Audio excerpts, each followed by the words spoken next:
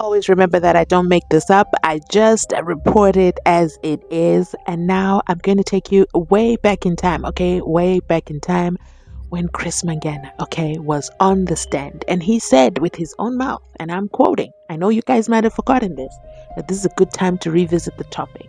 He said, it is better to prosecute a criminal than to defend one. Do you want me to repeat it again? It is better to prosecute a criminal than to defend one. Okay. Now, what is this proverb all about? Or should I call it a saying? Basically, Mangena was saying, he was on the witness stand. He was under a lot of pressure, okay, mounting pressure. The defense team from Advocate Ngomezulu, Ramasipili, Nisi Wemvula, Ngumalo, okay, it was Tulele, guys. I don't think I mentioned his name this year, okay. And of course, Lady Shalolo were really hammering him. Okay, they were nailing him down to that seat over there in the witness stand in the Pretoria High Court. Now, who is Mangena? In case you don't know and you're just finding this video, Chris Mangena was the ballistic expert. Okay, renowned ballistic expert from the Oscar Pistorius case. And then he kind of, created a name for himself from that. And then when he came, he was going to come. We anticipated him coming and we anticipated him speaking sense within the SENZO MEYIWA trial. And was it a revolver or was it not, sir? Now, when he took the stand, things got a little bit heated, okay? In the end, he ended up saying he was not an expert. Guningi, right? Guningi. But why am I bringing him up now? Well, you can only blame Miss Fearfokol. No. You can only blame Miss Fearfokol and Jabs of Gaza Nation. Oh my gosh, I hope I'm remembering correct. Of Gaza Nation.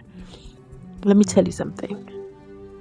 All of a sudden, they went from Giago, okay, and then they off-ramped, and then they went to accused number 3, and then they dropped these bombs. I was left like, say what now? My goodness.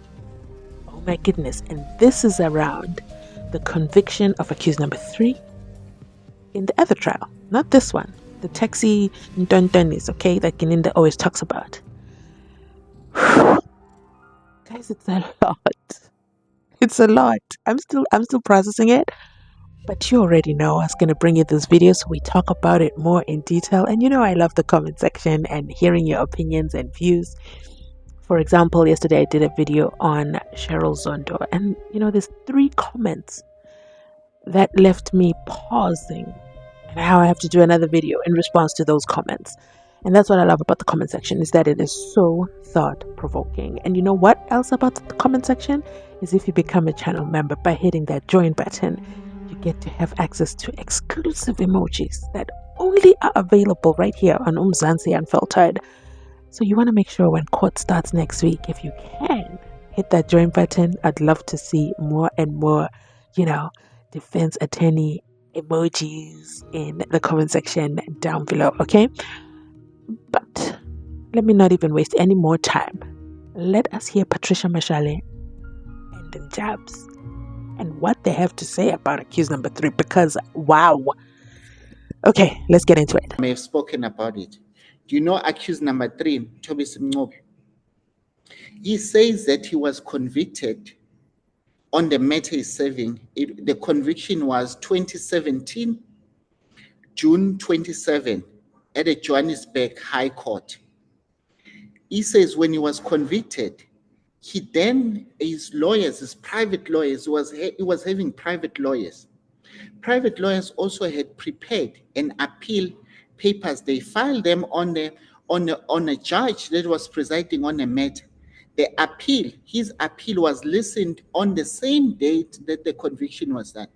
And then he says that he was granted a leave to appeal to go to Bloemfontein on the same day, the 27th. So the guns spared will have not been a letter to destroy it, because the matter is an appeal. An appeal, so there's no evidence. An appeal literally stop everything. You can't proceed with anything. You can't proceed with anything, suspect. This is the information I got, because now I'm talking about this thing. Actually, I got this information from accused number 3 himself. Yes. Yo, So Njab, now, this is a lot. Now, yeah. So, yeah. I hope, I really hope the defense will jump onto this wagon, because there's a lot of information coming out on a daily basis, and it looks more and more and more that Mjiako was there purely to secure a confession from Mzansi, while Mjiako was not an admitted attorney. The keyword, an admitted attorney. If Mjiako was not an admitted attorney, he could not have been allowed to be with Magistrate Cronje in that courtroom and take a confession from Mzansi. I don't know how that they're gonna deal with that thing, suspect, because you cannot. I don't know. Maybe they're gonna say that he was an admitted attorney prior to that. Then he decided he wants to become an advocate. We don't know. I think maybe on the comment According sections. according to according to the information you beamed, he was not an admitted attorney. He was a law graduate. Yes. Yeah. So now, but you know what? We've got the other people on your comments. They're gonna help us. Like, I think the other comment you spoke about, that he was also doing his master. thesis. Yes, Yes. there was another comment that said that, but in 2020, Mjiako was doing a thesis at the University of UCT, Cape Town. University Cape Town. of Cape Town. So how can Mjiako do so many things at the same time? While he was on study leave. He was on study leave, busy with his thesis, which he submitted in 2021. Hey, kuningi suspect. Kuningi. But, Njabula, we are Yes. left with less than 2 minutes. We will come back. We will come back and we will dig deeper, because the more we dig, the more. So accused number 3 had private lawyers in his first case. And the reason I paused to say this is, do you guys remember when I used to refer to Umlungu, okay? When she came and took over his solitary confinement case. And before that, Nisi had said accused number 3 cannot afford to even submit an application. And he, Nisi, cannot even spare the time from the SENZO MEYIWA trial to then work separately on the solitary confinement, and that is how Umlungu came into the picture. Do you guys remember that?